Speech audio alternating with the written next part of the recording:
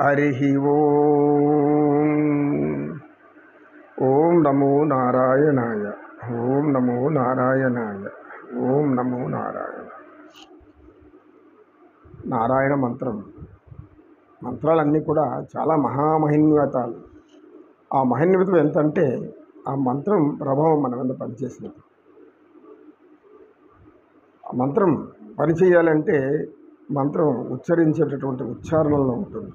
అది పండితులు మాత్రమే, పూజారులు, అర్చకులు వీళ్ళు మాత్రమే చెప్పగలరు. ఎందుకంటే వాళ్ళు దాన్ని ఉపాసన పట్టి ఉంటారు. దాన్ని నిత్యం పారాయణ చేస్తూ అణువణువు జీర్ణించుకొని ఉంటారు వాళ్ళు. కనుక వాళ్ళు దైవస్వరూపులే. పరమాత్మ దగ్గర ఉన్న వాళ్ళందరూ కూడా దైవస్వరూపులే అని చెప్తున్నప్పుడు ఈ రాజు వచ్చాడు.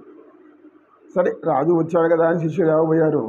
సత్యనిష్ఠుడు అయితే ఆయన చెప్తున్న ఉపన్యాసం ఆ గ్రామస్తులు అందరూ కూడా లీనమైపోయి ఉన్నారు. ఋతుంబర తత్ర ప్రజ్ఞ అంటే పైన చెప్పుకున్నటువంటి ఆ జ్ఞానం సత్య ప్రమాణమైంది. సత్య ప్రమాణం అంటే అర్థం ఏమి? దానికి తిరుగులేదు. ఇంకా సత్యము అంటే అది వాస్తవము, దానికి జీవం ఉంది, దానికి ప్రాణముంది. మాటకు ప్రాణమే సత్యము. మాటకు ప్రాణమే సత్యం. మాటక ప్రాణం ఎప్పుడు వస్తుంది నాయన అంటే సత్యం చెప్పినప్పుడే. చెప్పకపోతే నీ నోట్లో మాట అది ఇంకేదో అంటారు దాన్ని. మాట్లాడేటప్పుడు సత్యం పలికావనుకో దానికి ప్రాణం వచ్చి దాని శక్తి ఎక్కడికి వెళ్తుందంటే ఎంతో దూరం వెళ్ళిపోయి నీకు కావాల్సింది తెచ్చి నీ ముందర పడేస్తూ ఉంటుంది. అటువంటి ధన కనక వస్తు వాహనాలని కావాలని కాదు, ఆనందం. కావాల్సింది ఏంటి? ఆనందం అంటారు యోగులు. వివేకానంద స్వామి కూడా అదే అంటారు. ఇవన్నీ భౌతిక ప్రపంచమే శాశ్వతమైంది. ఈ సృష్టి కూడా ఇక్కడ ఉన్నట్టు కొంతకాలానికి లయమైపోతుందని మనకు ఆగమ శాస్త్రాలు చెబుతున్నాయి. కల్పాంతంలో మొత్తం కలిసిపోతుందని. అలాంటప్పుడు సృష్టి కలిసిపోయేటప్పుడు ఒక ఆవగింజంత మనం ఎంత, మన జీవితం ఎంత? ఎన్నో లక్షల కాలం జరిగింది, సంవత్సరాలు జరిగిపోయినాయి, లక్షల తరాల వాళ్ళు పోతూనే ఉన్నారు. మనిషి జ్ఞానం కొంతమందికే వస్తుంది. కనుక రాజు వచ్చాడు. మళ్ళీ సైనికులు గట్టిగా పూరించారు, శంఖం పూరించారు. ఇది శంఖనాదము అని చెప్పేసి అక్కడ పుర ప్రజలు తిరిగి చూసేసరికి రాజు ఉన్నాడు. ప్రజలు మొబలేసి చేతుల్ని కట్టుకున్నారు, నిలబడిపోయారు. ఇంకా శిష్యులు కూడా గురువు గారు ఒక ఏం చేయాలా?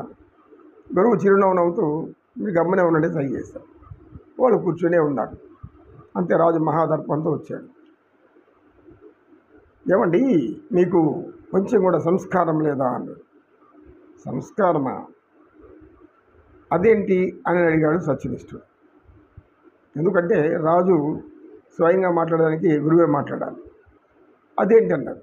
అంటే సంస్కారం కూడా తెలియనటువంటి నువ్వేమి యోగమయ్యా, నీ యోగం ఎందుకు, ఏం తగలేనా అని అన్నాడు గట్టిగా. సరే, నేను మా సంస్కారం సరిగ్గా లేదు నీకు, మీరెవరో చెప్పండి అన్న.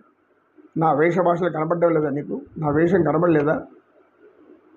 ఏమి నీ వేషం ఏమైంది? కిరీటం ఉంది, ఆభరణాలు ఉన్నాయి, కవచాలు ఉన్నాయి, వెనకాల సైనికులు ఉండారు. నేను ఈ దేశం రాజుని తెలియదా? పరిపాలకుడు అని తెలియదా? నా యొక్క పరిపాలనకు తిరుగులేదు. నా పరిపాలనకి ధిక్కరించే వాళ్ళు ఎవరినైనా నేను సహించు అని గట్టిగా అంటున్నాను. అలాగా మీరు పరిపాలకుడు. ఏ రాజ్యానికి? ఏదో సింహపురి రాజ్యానికి.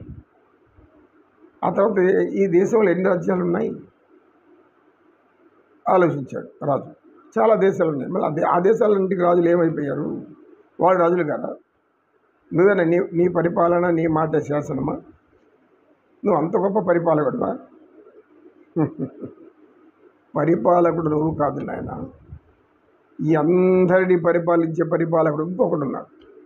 వాడిని తెలుసుకొని మనం రాబో, మా సంస్కారం అంటే మేము చూపిస్తాం అని అన్నాడు. ఆ రాజుకి అర్థం కాలేదు. అంటే రాజుకు మించిన పరిపాలకుడు నేను చక్రవర్తి. నా కింద దాదాపు ఒక 80 దేశాలు ఉన్నాయి. మరి నాకంటే గొప్ప పరిపాలకుడు ఎవరున్నారు? నీ పంటే గొప్ప పరిపాలకుడు ఎవరు లేరా? లేరు. సరే అయితే నాతో రా. అని తీసుకెళ్ళాడు. తీసుకెళ్ళి కొంత దూరం వెళ్ళేసరికి అక్కడ శ్రీరామచంద్రుని భజన మందిరం. వెళ్ళంగానే రాజు ఏం చేశాడంటే గబగబా చెప్పులు అవన్నీ తీసేసి ఆయన వేసుకున్న అన్ని తీసేసేసి లోపలికి వెళ్ళి నమస్కరించాడు. అక్కడ పూజారి రాజు కదా గబగబా అన్ని ఆరతులు ఇచ్చి కర్పూరార్తి ఇచ్చి తీర్థం సత్యనిష్ఠుడు ఆయన కూడా భగవంతుడు నమస్కరించిన తర్వాత, రాజా ఎందుకు దండం పెట్టారు స్వామికి శ్రీరామచంద్రుడికి అడిగాడు. దేవుడు అని దండం పెట్టారు అంటే మీకంటే గొప్పవారు కదా, మీకు దండం పెట్టేవాళ్ళు మీ కింది స్థాయి వాళ్ళు, మీరే దండం పెడుతున్నారంటే, మీరే నమస్కారం చేస్తున్నారంటే అని అన్నారు. అర్థమైందా? అంతనే రాజు కొంచెం బాగా జ్ఞానోదయం అయిపోయింది. ఆ చూపులు, సత్యనిష్ఠుని చూపులు, ఆయన యొక్క మాటలు వెంటనే రాజుగారికి అర్థమైపోయింది. మన్నించి స్వామి, నేను అజ్ఞానంతో ఆలోచించాను, నాకంటే పెద్ద పరిపాలకుడు ఆయనే. ఎందుకంటే సకల పరిపాలకులు చక్రవర్తి అయినా సరే ఎవరైనా సరే వాళ్ళు క్షణకాలం జీవించేవాళ్ళు, ఆయన శాశ్వతంగా ఉన్నటువంటి వాడు. అందరూ మొక్కుతున్నారంటే ఆయన పరిపాలకుడు కదా, ఆయనే కదా సర్వ పరిపాలకుడు, సృష్టి పరిపాలకుడు, సమస్త జీవకోటికి పరిపాలకుడు ఆయనే అని గ్రహించండి. అహంకారం చూపెడితే ఎక్కడ కూడా మనకు గౌరవం లభించదు. మీ కింది స్థాయి వాళ్ళు మిమ్మల్ని భయపడి గౌరవించవచ్చు, మర్యాదించవచ్చు, ఆనందించవచ్చు మీకు భయపడి.